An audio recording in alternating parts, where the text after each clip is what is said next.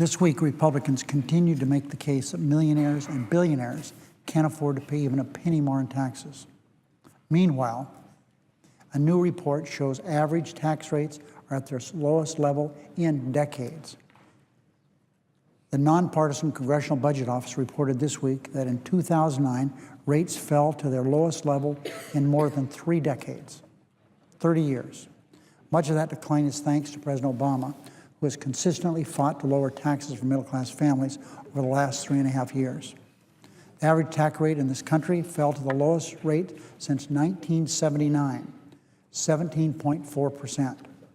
Mr. President, of course, that's still higher than what Mitt Romney paid in the only year he's been willing to disclose his tax returns. And I'm confident the reason he hasn't disclosed his tax returns in the years that people want to know, remember, he's disclosed 1 year.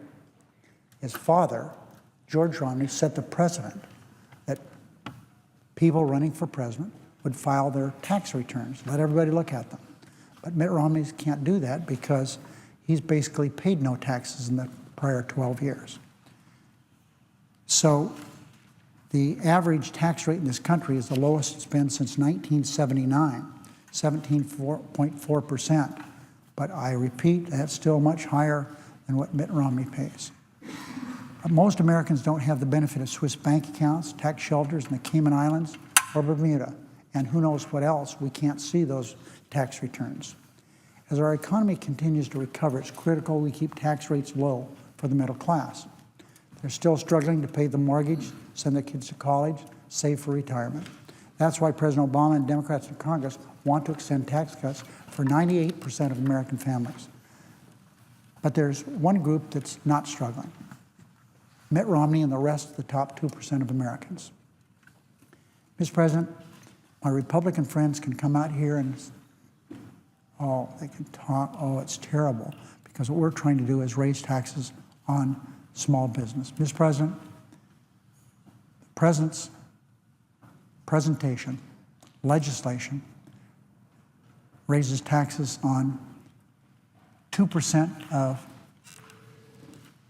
wealthy people and about 2.5% of businesses.